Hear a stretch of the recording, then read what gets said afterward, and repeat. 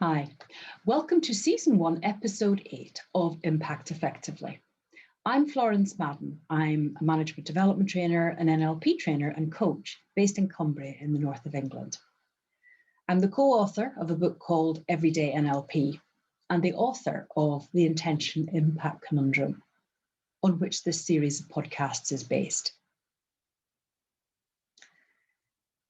The focus of these podcasts is about being aware of our impact and also, if it's not what we want, doing something about it.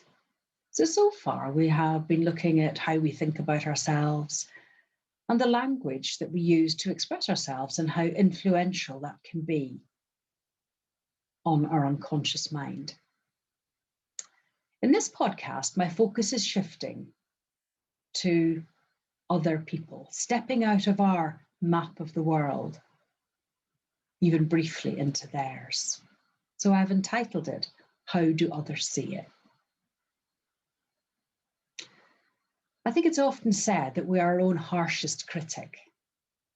And yet we can also be very critical of other people and what we see as their motivations.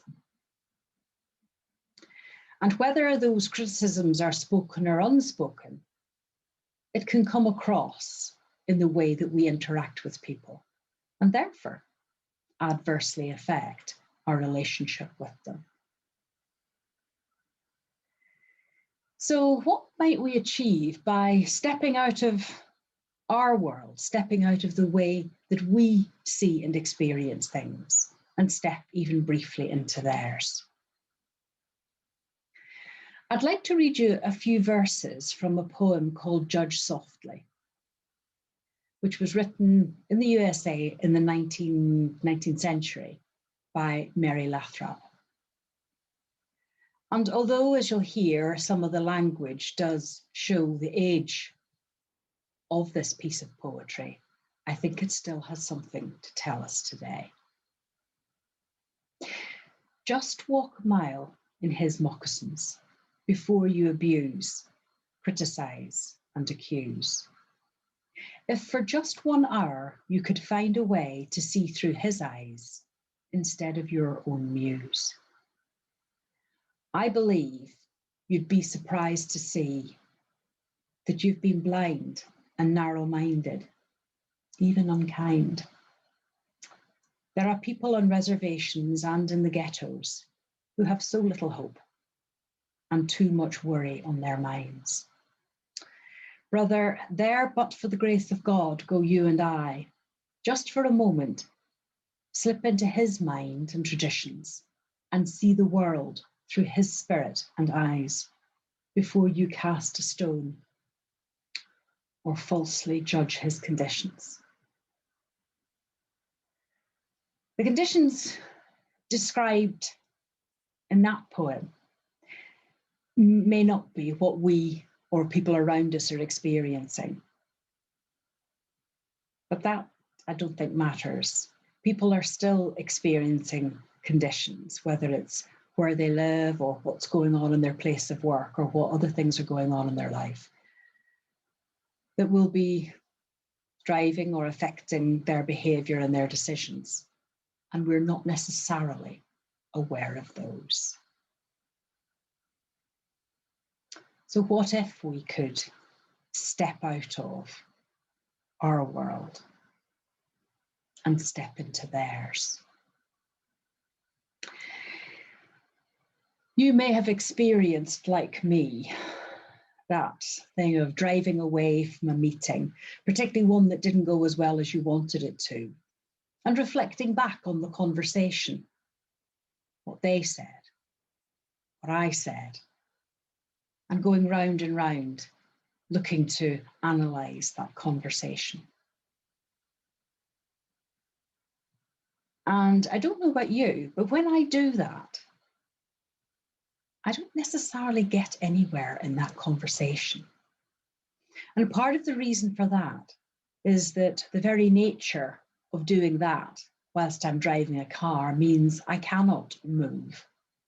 I stay wedged in my position, and with that, my view of things.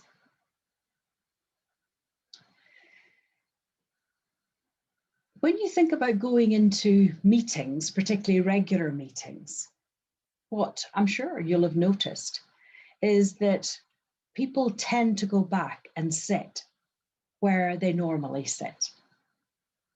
So why do we do that? Guess we do it because it's comfortable and everybody knows their place. And yet, maybe that in its own way has some limitations. As well as that, you may have experienced where someone goes and sits in what you may think of your seat and you're forced to sit somewhere else. Or in certainly some of the meetings or training courses that I've been in, where the person facilitating that has asked people to sit somewhere different. And if that's happened to you, you'll know that there's a bit of a mixture of emotions associated with that. Perhaps a feeling of resentment, perhaps a feeling of discomfort. But as well as that, a feeling of perhaps seeing things, seeing other people, even seeing the room, literally from a different angle. But it isn't necessarily something that we would always choose for ourselves. The developers of NLP modeled a number of people, amongst them therapists, and they used something that they described as chair work. Literally, where they got their clients to not just replay a conversation, but to move from their seating position into the seating position of perhaps the other person in the interaction. And using that physical movement as a way of helping people to see a situation, to some degree at least, from another viewpoint. You may be aware that in NLP today, that exercise that has been developed based on that is known as perceptual positions, where you can re-look at conversations, re-experience conversations, not just from your own point of view, but to go and sit in the other person's chair and experience a little bit of what it's like to be on the receiving end of you, and perhaps get some sense of what it's like for them. And the third perceptual position is to become that fly on the wall, to be able to look dispassionately at a conversation between yourself and another person and see what you learn from that. And you may be thinking, well, it's still me moving from that first position into the second position and then into the fly on the wall position. And that's true, of course, but there is something about literally shifting, moving our body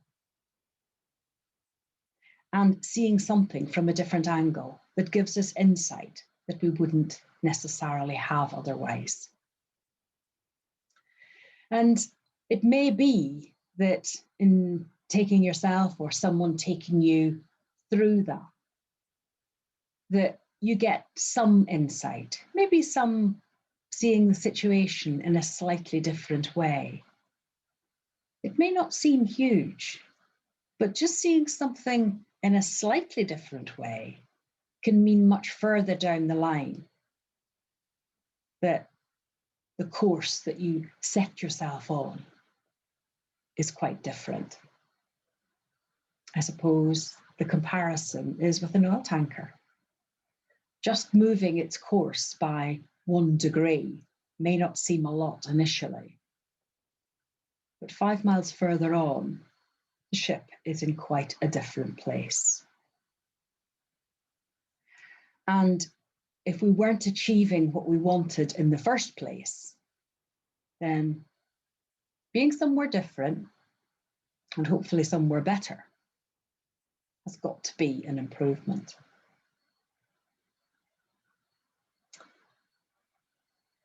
If any of you watching or listening has been on an NLP course, then you may well have experienced this. But it is also something that you can fortunately do for yourself. That's something you can set up at any time and just use that moving around to give yourself some new information. And should you choose to do that, and there's more detail of the exercise in the book, The Intention Impact Conundrum.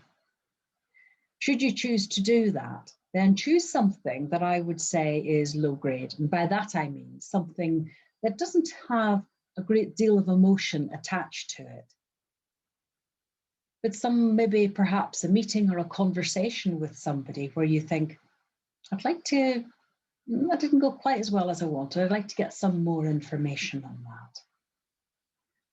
And that you'll be amazed at the insight that even something like that can give you. I'm reminded of doing this on a course on one occasion where one of the delegates was relating how he had got into a physical fight with somebody in the workplace.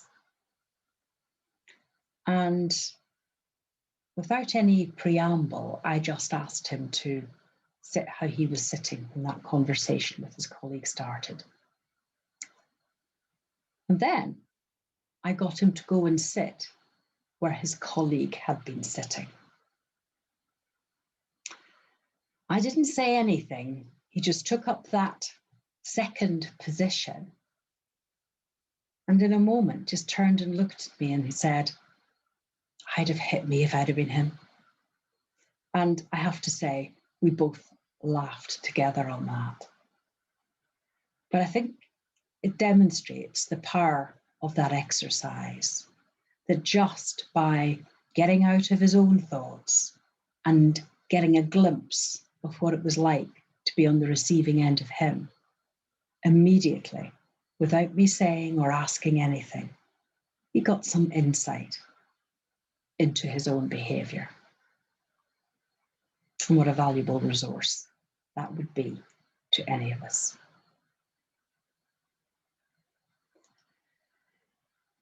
So I want to finish today on a quote from Dyer, who says, if you change the way you look at things, the things you look at change.